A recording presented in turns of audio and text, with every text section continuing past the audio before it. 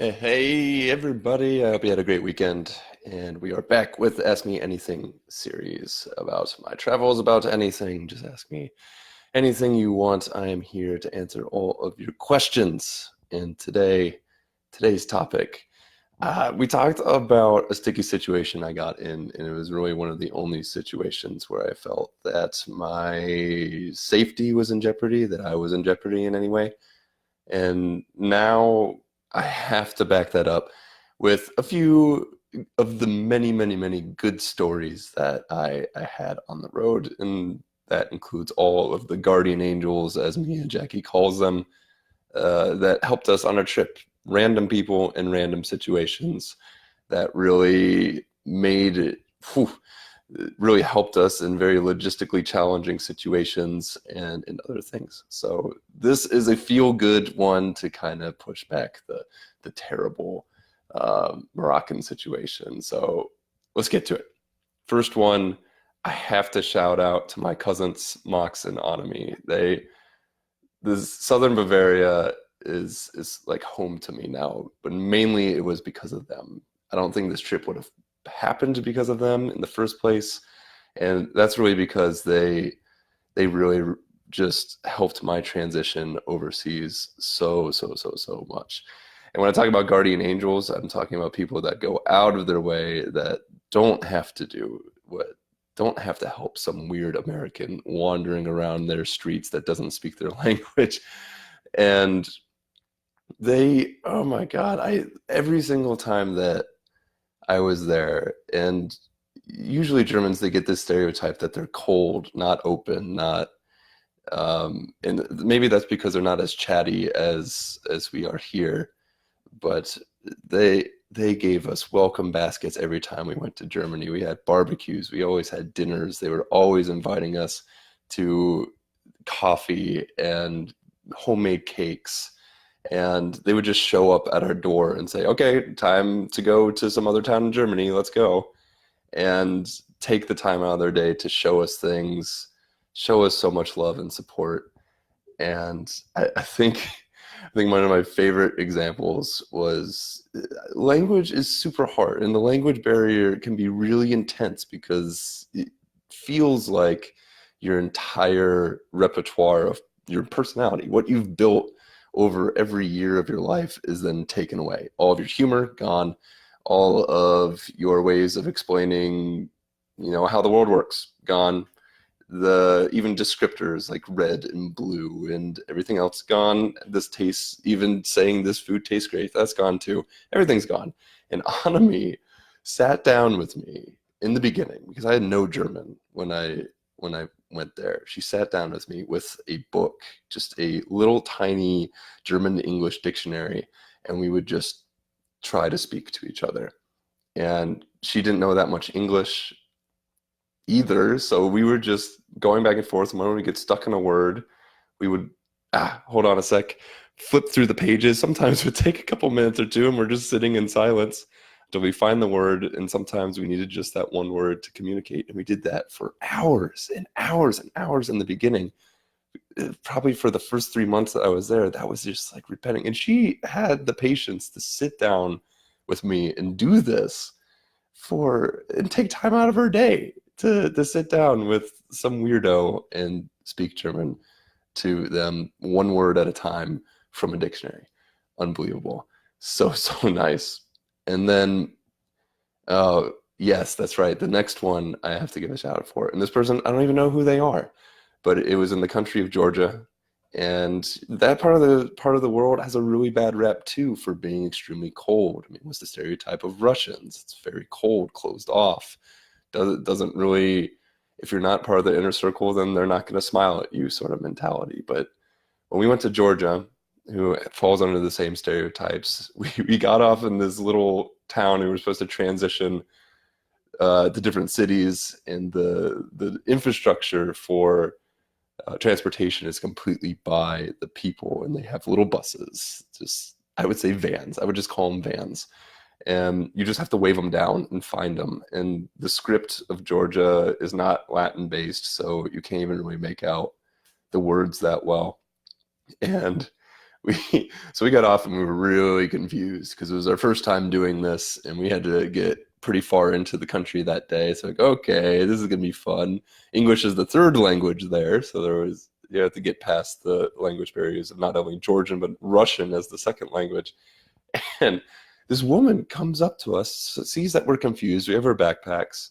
And Mila comes up, says something. We have no language in common. None. None whatsoever. And instead of just, sort of panicking and leaving us, is I think a lot of us would, I mean, like, okay, we can't really communicate. These poor people are confused, but what am I going to do? I can't say anything to them. This woman stayed with us. And until we mimed and took the time to pull out our phones and show them the Georgian script of the city that we were trying to get to. Oh, okay. Or we just said it enough times. They're like, okay, yeah, I know where you're going. She waves us on. She waves us on.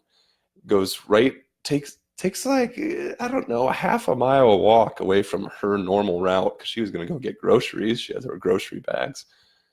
She took a half-mile walk in the opposite direction to not only take us to the spot where we needed to go to our next destination, but talk to the bus drivers to make sure that we were going to the right place and gave us a fair price. So she stayed there to make sure that those bus drivers were giving the tourists that couldn't speak the language a fair price. That's pretty cool. That was very cool. And I still remember that to this day. It's incredible what a small act of kindness can do. And just sometimes people go way out of the way, half a mile there, half a mile back, a mile out of their way just to make sure that these random strangers get to their destination safely. Pretty unbelievable. All right, so that was the Georgian woman. The next one, we had a similar situation multiple times in India because, yeah, some parts of India, English isn't really spoken. Well, I wouldn't say that. India is very good at speaking English, but sometimes the signs are very confusing in the way that people move through bus stations and try to get to their transportation is different than what we were used to. And so at one point we were a little bit confused trying to find our bus. It was a little bit late, and I forget exactly what the language was, but we were in the southern India near Hampi and going back from Hampi back to Bangalore, and we had stopped in a small little town to catch our bus.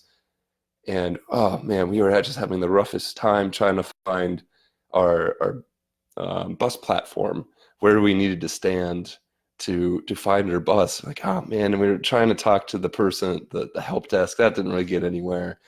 And this guy came up to us in pretty broken English, which is really, really scary to stand up and try to speak a language that you're not really fluent in. Asked us where we were going, what we were trying to do. We explained to him where we were going, what bus we were looking for, and the guy stayed with us.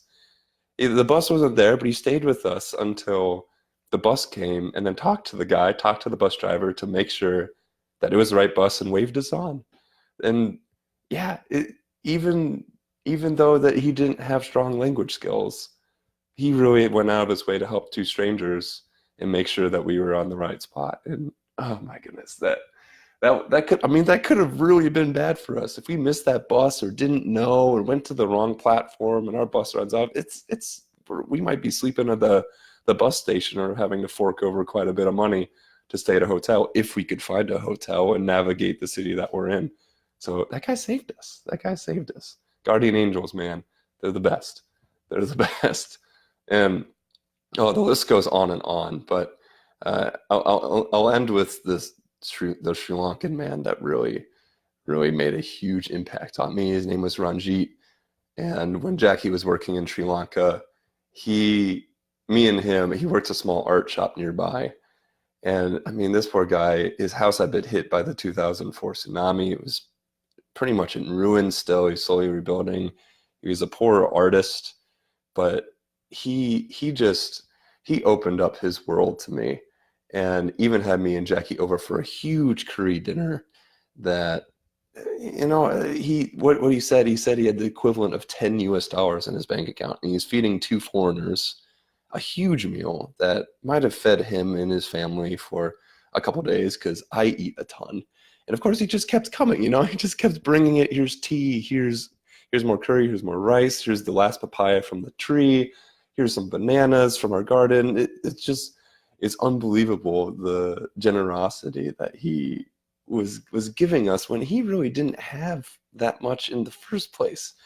And it's just, it's people like that that made the whole journey worth it. Of course, all those logistical challenges, the hardships, sometimes getting in sticky situations like the last Moroccan situation. But then you run into these people, and there's thousands of these situations compared to the one bad one, where, man, they just give everything to help out a complete stranger that they might have just met that day or for the last couple seconds, and really go out of their way to help. And those were just four of the many. I mean, I have to give a shout out to every single one of my couch surfing hosts, and I stayed with about 40 to 50 of them that really opened their doors to complete strangers to either help them in their travel endeavors or just keep them going. So that, I hope, is an uplifting message for Monday, in the fact that I think, once again, a lot of people think that travel is unsafe, that leaving your borders is unsafe. And of course, everywhere there are risks, and you need to pay attention to the certain countries that you go to, depending on the countries that you go to. But I'll tell you what, for every one bad situation,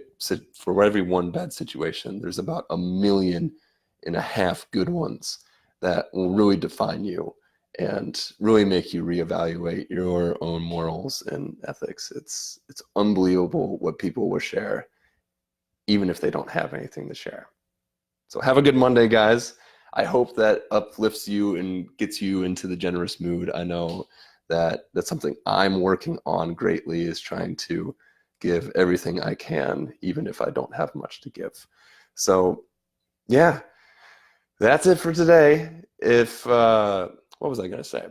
There's comments down below. Ask me more questions. I'm running through the list here, and I'm doing it pretty randomly. I'm trying to mix it up as much as possible, but keep them coming. Keep up all those questions. The YouTube channel is also in the show, not the show description, in the description, where you can see all of the archive videos. And I also linked my podcast. So I don't know why I wasn't doing this before, but I interviewed many of my couchsurfing hosts and other random people from all over the world. And you can probably have seen those on my Facebook profile, but those are just random fantastic people from every corner of the planet. And yeah, enjoy those stories. Soak them in like I have. And yeah, try to be a guardian angel today. If you see anyone struggling, be that person to reach out. It'll change their life. It'll change yours. All right, now I'm done blabbing away. Enjoy your Monday, guys, and I'll talk to you all soon. See ya.